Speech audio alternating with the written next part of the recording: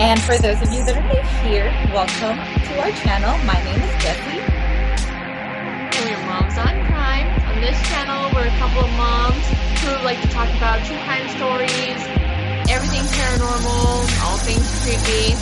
Today, Jessie has a story for us. What are we talking about today? Yes, so today's story is very evil. Like, just this guy is just pure evil. So we have another true crime story. I'm sure most of you guys have heard of him. We are going to talk about Josef Fritzl, or some people, say Joseph, but he's from Austria, so I think they pronounce it as Joseph. So yeah, if you guys haven't heard about his story yet, so hang out with us, because he was born on April 9th, 1935 in Amstetten. I think that's how you say it. I'm not sure how you say it, but it's in Austria. So he grew up back in like 1935. That was like around like World War II era or whatever. So he grew up during the Nazi era. And it was known too that his dad was very abusive towards his mom, and he left them when he was 4 years old. And also, his dad joined World War II. He was a soldier in World War II, and I think he died during the war. So it was just him and his mom. I don't think he has any siblings or anything. He's an only child. So in 1956, at the age of 21, he married his wife, Rosemary, and she was only 17 at that time. So they got married when she was 17 and he was 21. Josef, he was an engineer, and he is known to, he likes DIYs. He's very crafty. Like, he can turn, something into whatever. So he became a technical equipment salesman, traveling through Austria. So, they got money. They were pretty well off. And when he retired from active employment, when he turned 60, he focused on some commercial activities. He's an engineer, so, he was still doing something on the side. And also he owned an apartment building. So that's the way, they were getting their income from. But back in 1967, he broke into the Lynn's home of a 21-year-old nurse while her husband was away, and he sexually assaulted her, and he put a knife on her throat, threatening to kill her if she screamed while he abused her. So in the same year, he was also a suspect in a case of attempted sexual assault of a 21-year-old woman, and he was known for indecent exposure. So he was already married at this time. So yeah, then he was arrested, and he served only 12 months of an 18-month prison sentence.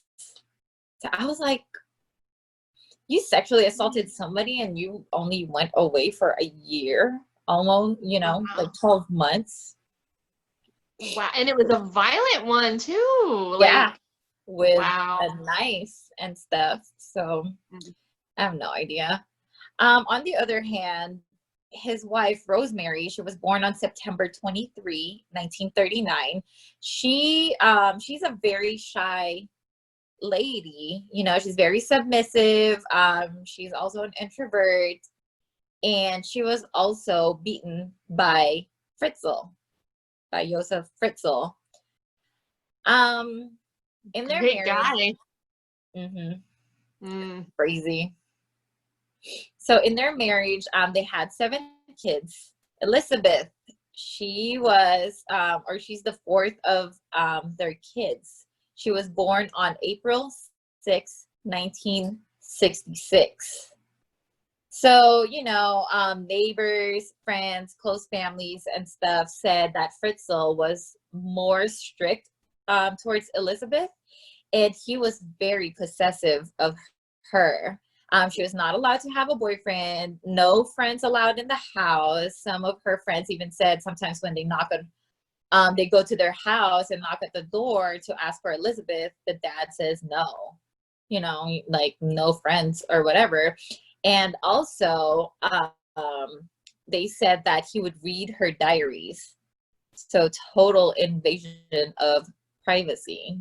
Oh my God. Yeah. And they said that everywhere he goes, for some reason, I mean, he's very strict with all of his kids, but for some reason, like, he focused more on Elisabeth. And everywhere he goes, he would take Elisabeth with him most of the time. So at the age of, at the age of 11, that's when Elisabeth was reportedly abused by her own father at the age of 11. So by the time she was 15, Elisabeth started a course to become a waitress. In January 1983, she ran away from home and went into hiding in Vienna with a friend from work. But she was found by police within 3 weeks, and she was returned to her parents, which is sad. And she was 17 at that time when she tried to run away from home. Because since 11 years old, she was already being sexually abused by her dad. So yeah, I probably would have ran away too. Yeah, poor girl. Mm-hmm. They took her back home. Yeah, and he was very strict. So I don't know why he picked only her. Excuse me. So on August 28, 1984, after Elisabeth had just turned 18, and around this time too, I think she already finished the course that she was taking to become a waitress, and she was offered a job. So Fritzl was probably like, oh my gosh, she's gonna leave home and you know, she's gonna have her own job. So on August 28th, 1984, Fritzl lured her in to the basement of their house. He said, hey, come help me carry this door because it's too heavy. So Elisabeth obliged, and she didn't see why not, you know, because the door was heavy. So once they were in the basement, he held an ether-soaked towel on Elisabeth's face until she passed out. What? And that's where he threw her in the basement and locked her in there. And it's crazy too, like the basement, it had like multiple locked doors. So there's a basement, so it's not just the basement. So in the basement, there's like multiple doors in there with multiple locked doors with, I think, an electronic key code or like a password or something that only Fritzl knew. And in that basement, they said there's 2 bedrooms, small bedrooms, a kitchen, a bathroom, and there's a fridge, there's a washer and dryer, and some hot plates so that she could make her food or cook or heat up her food. What? It's crazy how he built that. Did her mom know this? No. What? No, so her mom did not have any idea, right? So after her disappearance, her mom filed for a missing person report, but almost in like not even like a month, they received a letter from Elisabeth saying, I'm okay, I'm staying with a friend, I don't want to live there anymore, I don't want to go home, so don't try looking for me. So that's when Fritzl showed that to the police and said, hey, look, we received this letter, this came from Elisabeth, and I think she joined a cult. And that's what he was spreading to close family and friends and neighbors, So he was saying, yeah, she joined a cult. She joined a cult. She's not coming back. She left us a letter. So I think the mom believed it too, because, you know, that's What the heck? proof, So, I guess. Huh? did she do anything in her past that her mom would actually believe that letter? Like, oh, I joined a cult. I ran away and I joined a cult. Well, Like, she did run away once. Remember, before. with a friend, yeah, before, when she went to Vienna. But then she That's was found. So, you know, so I mean, because of that one incident, so the mom's kind of like, okay. But I'm pretty sure it was hard on the mom because, you know. And I yeah. kind of think, I don't know, but like as a mom, you know, I don't think the mom stopped looking for her. But then again, because Fritzl is very abusive and stuff, I think he had a lot to do with stop looking for her. She doesn't want to come back home, you know, like screw her, whatever. Don't look for her, or, you know, whatever. So Elisabeth, she was kept locked away from the world in the basement for 24 years. What? 24 Mhm. years? 24 years. She was He kept in kept, there when she turned 18. he kept her hidden for 24 years from her For mom, from her siblings, everybody. for everybody. She was What? in there for 24 years. Oh my God. No. Mm-hmm.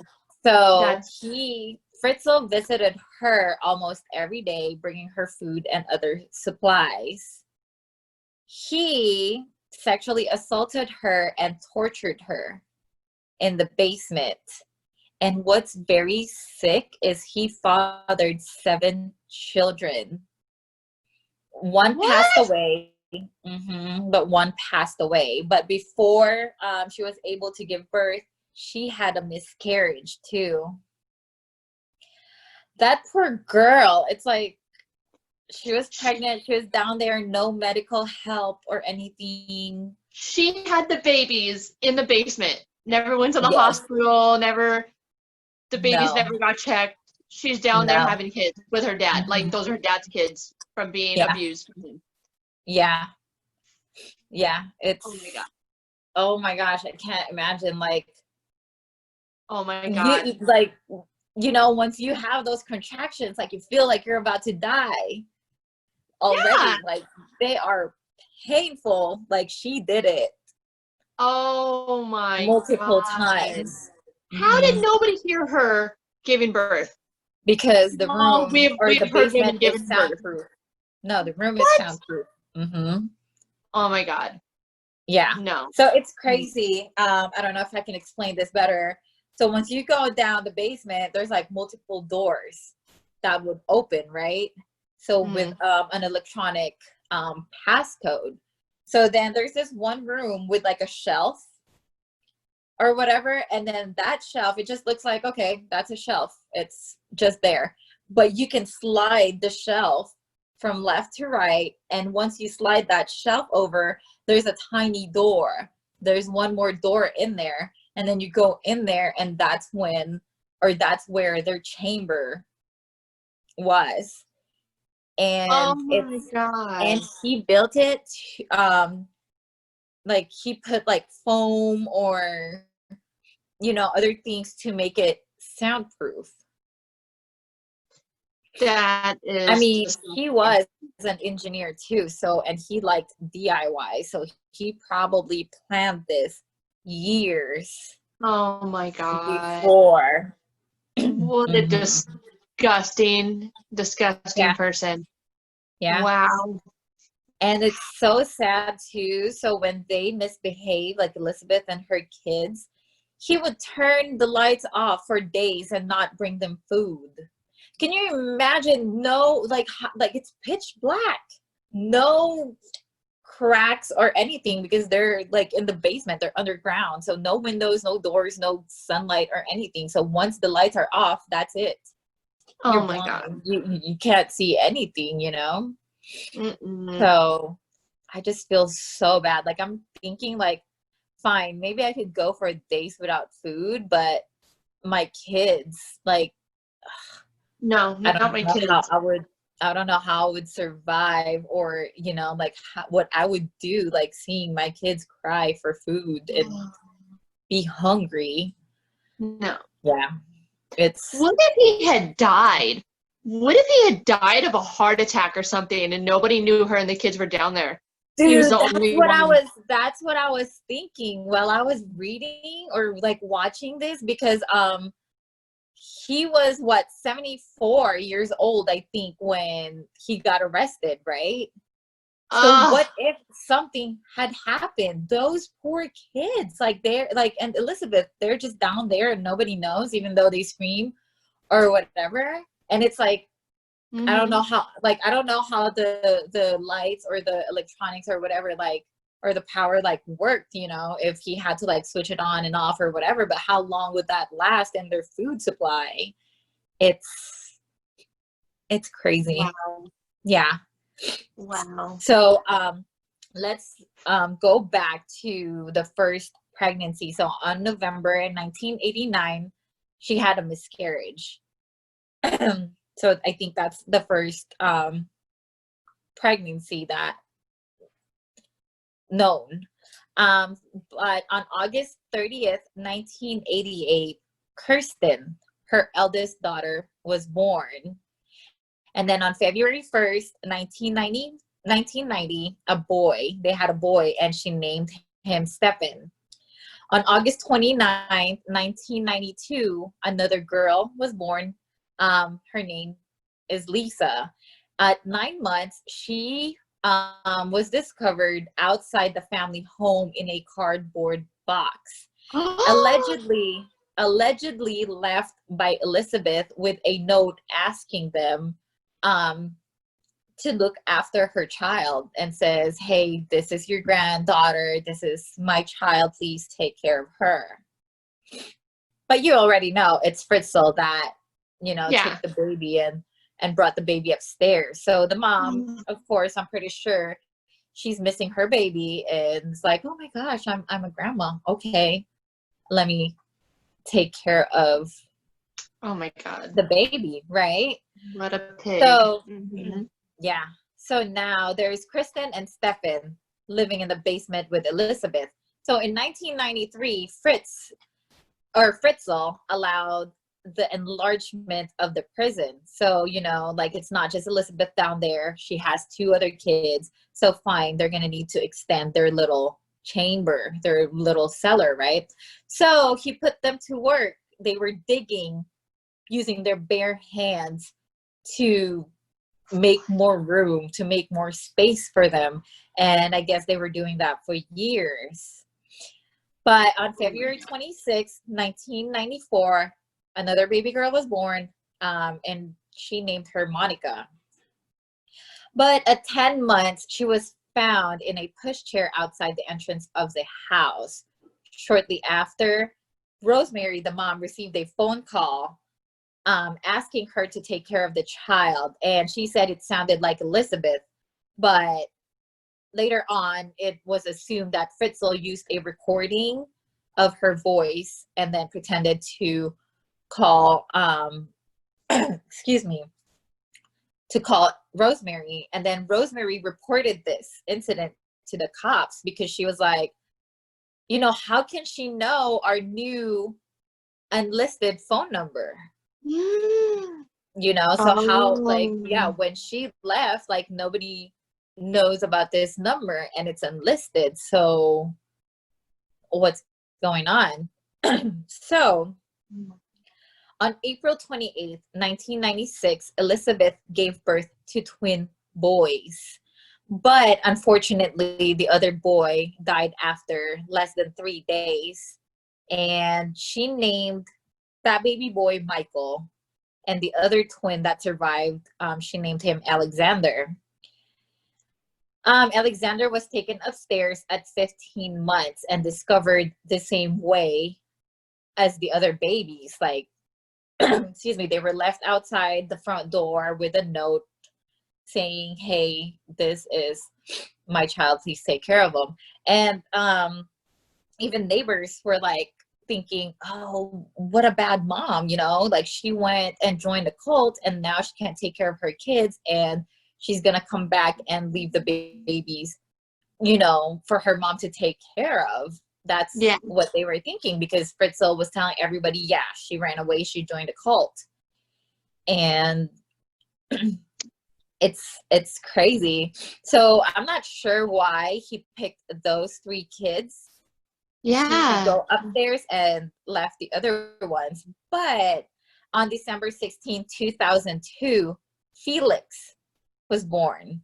But he kept Felix in the basement because I guess the wife could not take care of another kid, because they're raising their kids and they're raising 3 other kids, Elisabeth's kids. Disgusting. Oh, it's Yeah. just so disgusting. It's so disgusting.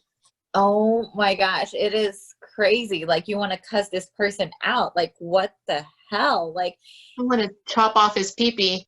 yeah, What it's so weird. It's like you're telling freaking everybody, yeah, these are Elisabeth's kids, they're my grandkids. But at the same time, they're your kids too.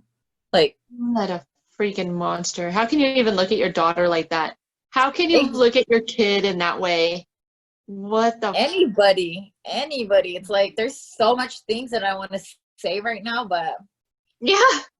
we'll keep it PG. It's like, yeah, it's just horrible. So the ones that were left downstairs in the basement were Elisabeth, Kirsten, um, Felix, and Stefan. So, you know, Kirsten, she had fallen ill. She was just very, very sick, and she's the eldest daughter. But on April 19, 2008, Elisabeth begged Fritzl to take Kirsten to the hospital because, you know, they don't know what's wrong with her. She was just so sick. So surprisingly, he agreed. So took Kirsten to the hospital, but once they get there, she was like, oh yeah, Elisabeth, my daughter who was missing and who joined the cult, left her daughter to our house and said she can't take care of her and she needs help to go to the hospital. So she went there. The doctors were like, what the heck is wrong with this girl? Like, what has she been through? Because she was very, very pale. She was skinny and she lacked vitamin D, like extreme vitamin D deficiency. Had never seen sunlight. So how old was she? And she's going outside for the first time and going to the hospital? Yeah. Like, this is the first time she's seen other people? Yep. Oh my God. She was 19 years old at this time. Oh my God. And that's the first time in her life she's seen other people besides her siblings, her mom, and her freaking grandpa dad. What the heck? Oh my God. Yeah. So, and her skin was like super pale because she's never, you know, like stepped outside of the house. Yeah. Like, that was the very, very first time. So the doctors were like, what's wrong with her? You know, we need like her medical history and stuff. But Fritzl's like, yeah, I don't know where her mom is. Like, she just got dropped off. So then the medical workers grew a little bit suspicious, you know, or whatnot. So they alerted the cops. So the cops came and then talked to Fritzl, and then that's when they pieced together and they're like, wait a minute, 24 years ago, that's your missing daughter. So they reopened the case again because they tried to look for Elisabeth, because they're like, you know, like, don't be a bad mom, come forward because we need to help your daughter and we want to know what's wrong with her, you know? Yeah. So even the doctors went to go on the news asking her to come forward. And he was like, please, if you want us to help your daughter, please come forward because we don't know what's wrong with her, you know? Like, we need her medical background or whatever. Please come forward. Mm-hmm. So Elisabeth begged and begged Fritzl to take her to the hospital because she's like, come on, like we need to save her. So on April 26, 2008, Fritzl allowed Elisabeth to go upstairs with her 2 kids. So finally he's like, oh, look who showed up from the cult.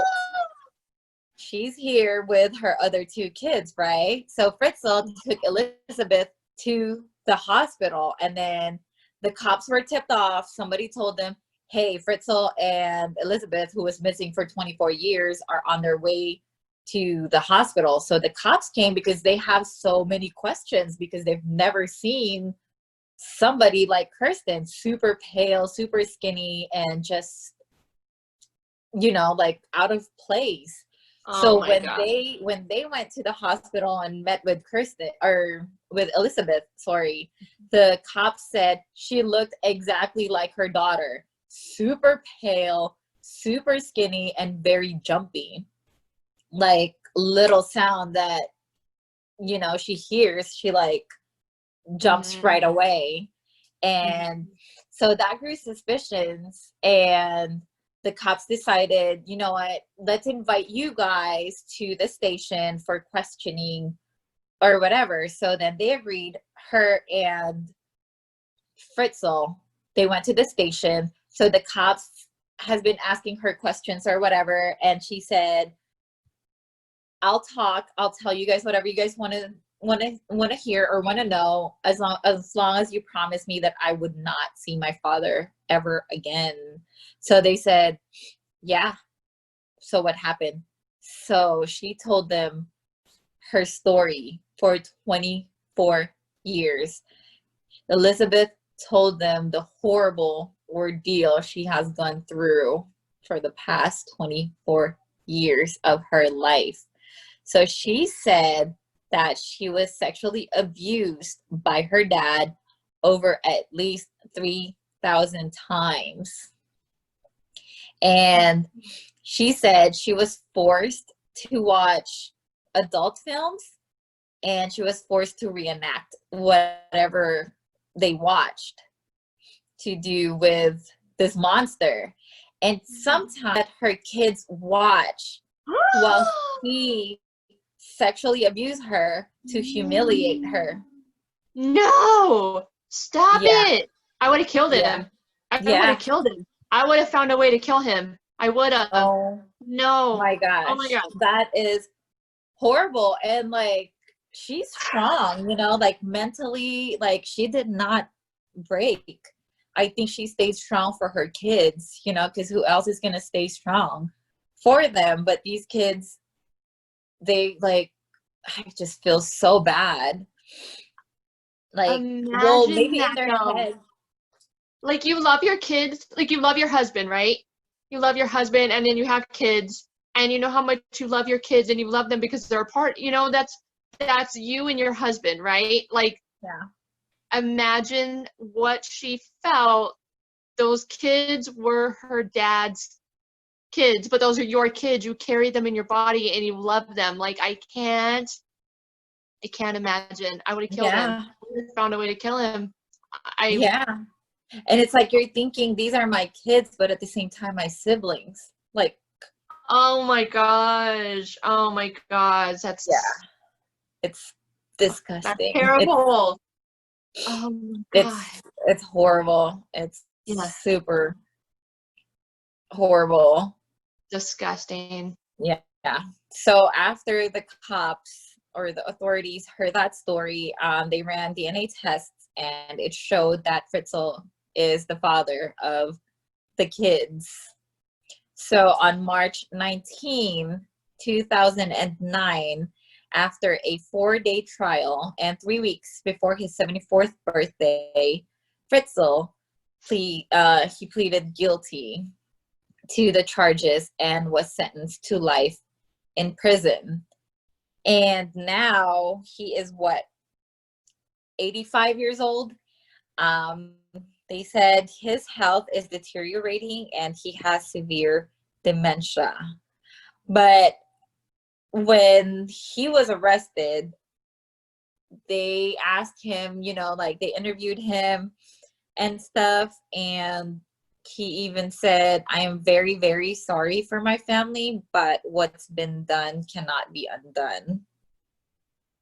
And I'm like, oh.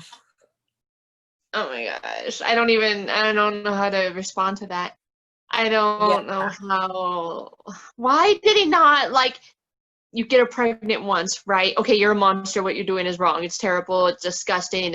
Like, you didn't ever think to get her, like, you didn't use any methods of birth control? You know what I I mean? know. Yeah, exactly. Disgusting. I mean, God, she it's had a so gross. miscarriage before having Kirsten. She That's already had a disgusting. miscarriage then. Like, that's not like something to consider. Like, oh, shoot. I mean, she can get pregnant. Oh So my do God, something, that's but still, it's still so disgusting. It's like, it makes me so freaking sick, you know? It's like, it's horrible. It's horrible. Like, that's your dad. Like, that's your freaking daughter. How could you even look at your daughter like no. that way? You know, it's like, you raised this kid, like, you've seen this kid grow from like a tiny little baby to, I mean, she was still a baby when he started abusing her at 11. So Wow. yeah, it's crazy. But as soon as, like, after that interview at the police station, they arrested him, and they took Elisabeth along with her kids and her mom, Elisabeth's mom, and they took her, or they took them to a facility. I think it's like to help them psychologically to Yeah. heal, because I'm pretty sure the mom was like super shocked too. Like, what? Like, these children that I'm raising are my husband's kids with my daughter. You know, No. it's just so crazy. But they said the investigators or whatever, they said when they met with the kids, they were very well mannered and they were educated, because Elisabeth taught them how to read, how to write, and you know, they are just good kids, very, very well mannered. And what's sad too, because I was reading, I think they asked one of the kids and said, so now that you're out, what do you want to see? And they're like, I want to see rain. Because my mom Oh would my just tell us God. and explain to us, oh my gosh, like, I'm having goosebumps. Like, as you know, like, he was like, I want to see rain. Like, I want to feel it. I want to, because my mom would just explain to us, like, the wind and this and that. But as little as that, it's crazy. But now her, Elisabeth, and her kids, they changed their names and they are living privately somewhere where no news, no paparazzi or anyone is allowed or to take a picture of them. And I think, I don't know if it's true, but I've heard somewhere that they took a picture of them, and I think somebody's selling them for $1 million or something. Or I don't know if it's $1 million or 1 million Austrian money or something, but that's crazy. It's like, just leave them alone, you know, like, they've been through so much already. It's like, Just leave them alone. They're yeah, like leave, traumatized for leave them life. be. Just leave them Mhm. alone. Yeah, don't try to search for their new names, or don't try to search, you know, for how do they look now. Just, yeah. So that Terrible. is crazy. This guy is just, he's a monster. How could you freaking do something like that? Like, Beyond words. There's just no words. It's beyond words. It's beyond. I can't. I don't. I hope he yeah, dies a horrible death. I yep, do. What a monster. Yeah. it's Well, that's crazy. crazy. So yeah, it's like, Like, it's, the story is like super heavy, but you know, yeah. I'm happy that she's okay, though. I mean, you know, Yeah. as okay as she could be. And she did good for her kids and taught them. And yeah. So she went in the basement when she was 18, and she got out for the first time. I think she was like, what, 42 or something? That's insane. That is crazy. Yeah. So yeah, so that's intense. That's our intense story for today. I hope we didn't leave you guys with such a very heavy heart, but yeah. So I hope you guys enjoyed this story. I know it's not so fun, but like it's still bugging me like to think about it. But please, please, please don't forget to like and subscribe. And turn on the notification bell so you're notified every time we upload twice a week. And make sure you comment down below and tell us what you thought of this story and give us your thoughts and ideas. And you can also contact us on social media. We're on Facebook, Instagram, and Twitter at Momsoncrime, and email at momsoncrime@gmail.com. And that's all we have for today, guys. We'll see you next time. Bye, guys.